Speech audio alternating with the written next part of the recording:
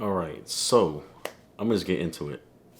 This is my review on Nope, Jordan Peele's new movie, and I watched it literally day one, but I was waiting for this review because I don't know, man. I wanted to talk about not just Nope, but Jordan Peele in general, and I was like, you have moviegoers right now picking apart this movie, so this is what I'm gonna say.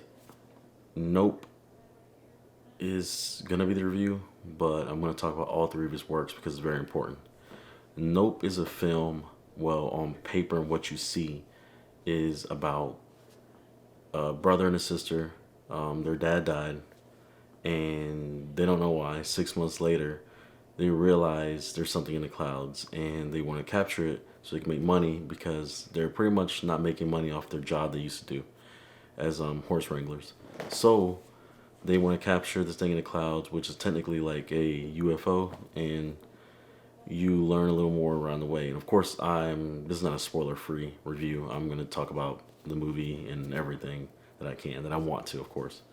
In the movie, they see the so-called alien, but what isn't the alien is actually a big predator type of thing that looks like a spaceship, but it's shaped that way and it sucks people up and eats people up.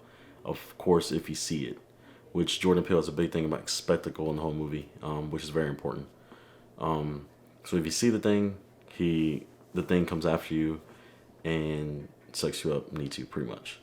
It's a different and actually clever take on what we perceive of UFOs because you're thinking, aliens and these little green men and things like that. Of course, it's not like that. That, we don't know, but he took a different twist on it, which Jordan Peele is known for, anyways. They see it, they're trying to capture it, but at the same time, it's trying to get them. So they put this big scene up, they set this whole big piece up where they can capture it on camera.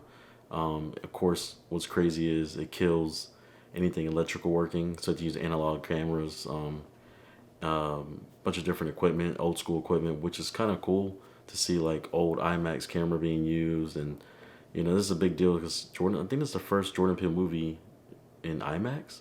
I might be mistaken, but it's something you never really seen. It's a big deal because he's stepping up his cinematography.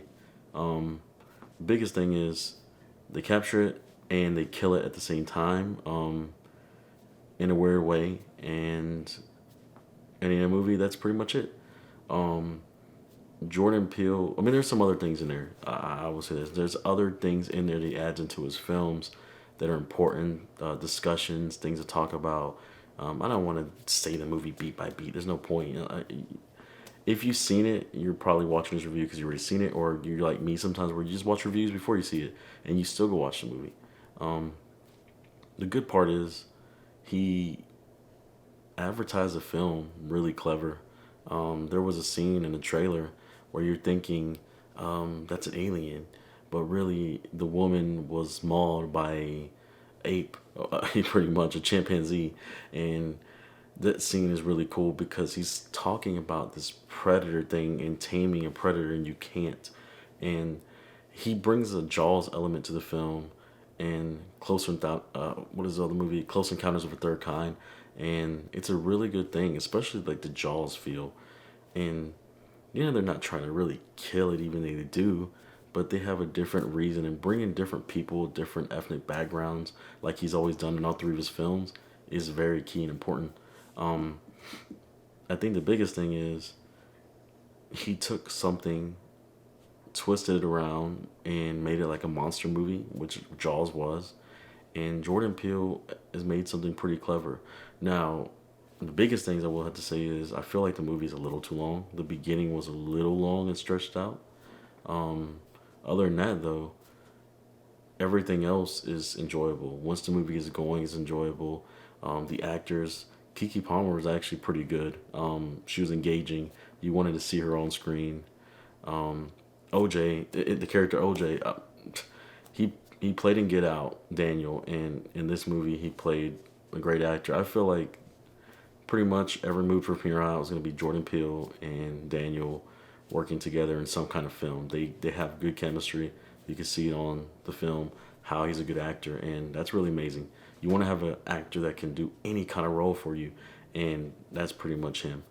Um, but other than the movie being a little too long, everything else was pretty good. Every character was engaging. Every character was interesting to me. I mean, it's not like I care deeply for every character, but to see him on screen for the amount of time that you do, you care enough. And that's what matters. And especially when you're talking about a monster movie, you're trying to figure out what's going on. What is this spectacle that Jordan Peele wants you to understand?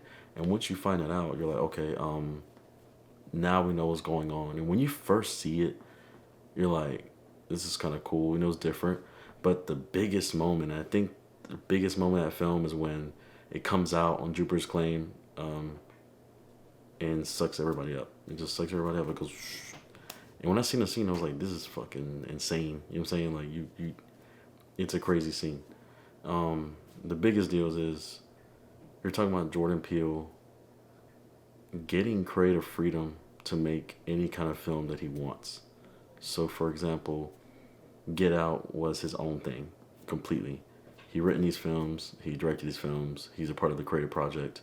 Um, Get Out was important. Us, very, very important. And then, of course, you have Nope, which clever, simple, important things for him to make.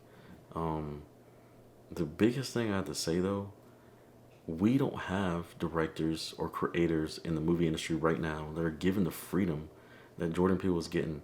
When I first saw Get Out, I was thinking, okay, this is a plot that we already know kind of what's going on, but he put a big twist.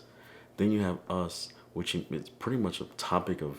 They made a whole class about that movie, and that's crazy that you have a movie that someone is trying to dissect deeper, and he's more of a different type of director in this horror genre where he's creating different things that he can do. They're giving him that freedom, and no other director at this moment is being given freedoms like that. And that's kind of crazy and a good thing because you want more people to get these kind of creative freedoms, especially if they're making good films. In Hollywood right now, it's about remakes, um, trash, recycled material given to us, and people still pay for it, not understanding that we need more original works. And you can say, nope, oh, that's Jaws, but that's not really true because you're taking something and being an artist and being creative is taking things and twisting it into a whole new, brand new thing. And it makes the audience engage. And the only thing, and this is just a pet peeve, these movies are good, but once you watch them, there's nothing else that you can really look for when you watch them. Maybe two or three times, think about things you missed, like, oh, I didn't see that scene. But after you watch these movies two or three times, there is nothing more to look at because these movies are a what's going on, let me find out. Once you find out, it's technically over. It's not a bad thing, it's a pet peeve thing for me. But in the day, these are amazing films that he's making.